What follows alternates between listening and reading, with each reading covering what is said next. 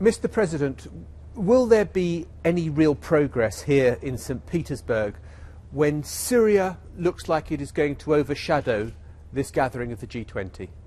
I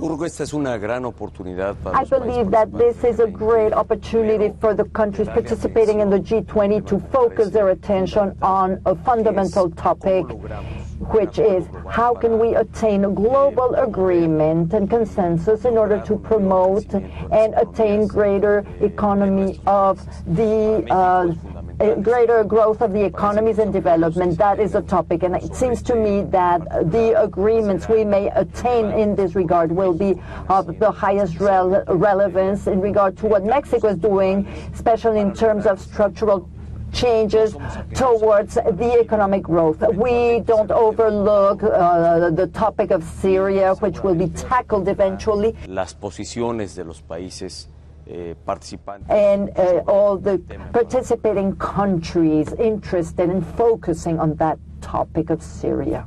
President Obama has said international credibility will be destroyed if the world community does not act.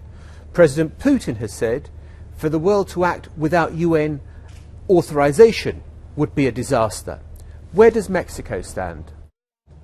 México claramente tiene una posición de respeto. Mexico has a stance of respect for the international order and also of respect to what is provided for in our Constitution, which is precisely to abide by what the UN Security Council determines. It has to be valued and weighed by the UN Council and the United Nations, and based on their decision, it is the way we will then take our stance.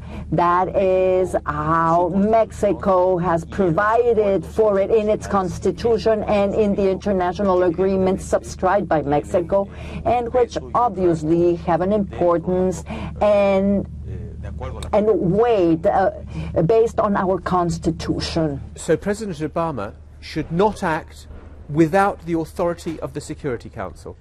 Nosotros estamos en favor.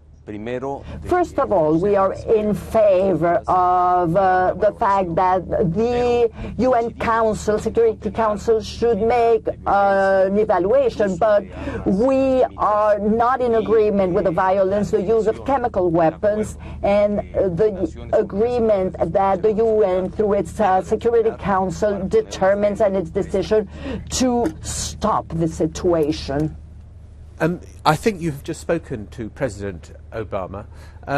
Did you raise with him the whole subject of whether his spies from the NSA have been listening in to government conversations?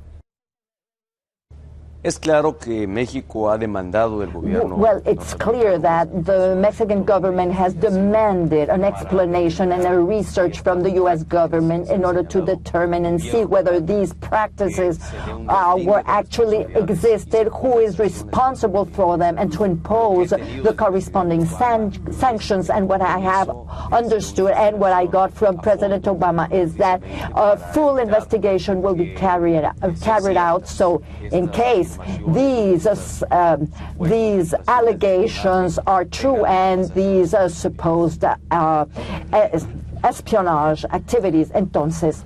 So he couldn't answer the question.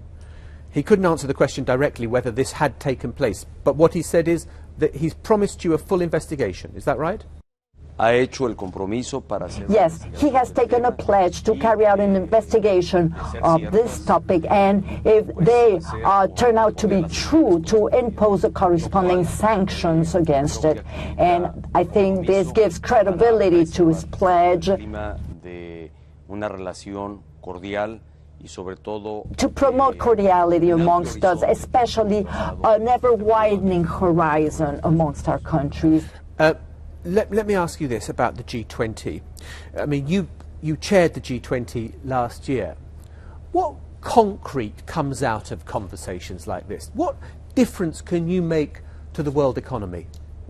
Bueno, esta será mi primera participación en el This will be my first participation in a G20. This is the first time that as a president of Mexico, I attend such a meeting, although Mexico held the presidency last year, but I had not taken my functions yet. Now, in my new tenure, I can tell you that this is a perfect venue to gather all the experiences and as expressed by the countries and to listen to the position sobre distintos temas que así ha venido ocurriendo en G20 and to track down what is happening in the G20. What happened last year in Mexico, for instance, climate change was a focus of attention, and the pledge taken in that regard is important.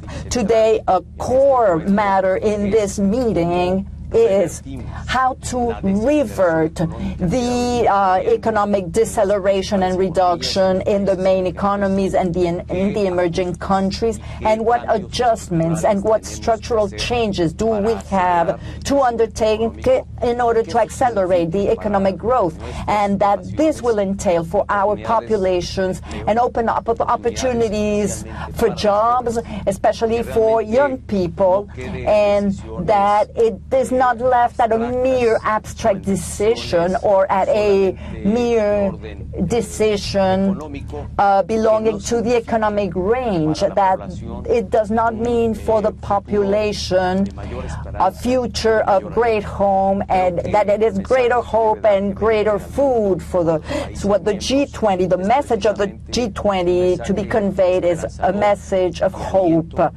of future economic growth and a backup, especially for the new generations. It may be easy for the G20 to agree on the way ahead, but in Mexico it seems like your teachers are protesting, they were unhappy about your reforms to the oil and gas industry.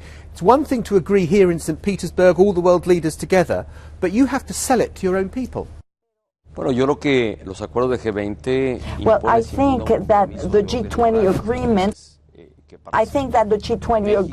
and the countries participating, we will have to share in this venue what the goal of my government, which is to foster an agenda of structural changes, of structural reforms, which will help Mexico grow at a faster pace with a greater economic development in favor of the population of our country, especially for the new generations, for the young population.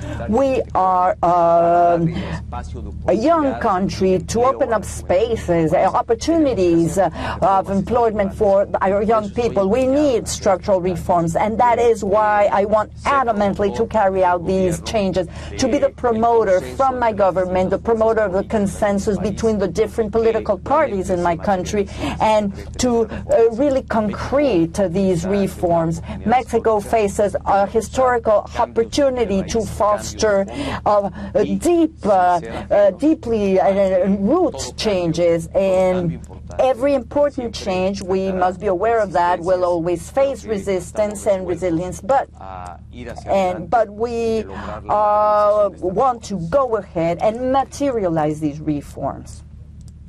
President Peña Nieto, thank you very much indeed for speaking to us on the BBC. Ha sido un gusto. Thank Muchas you so gracias. much.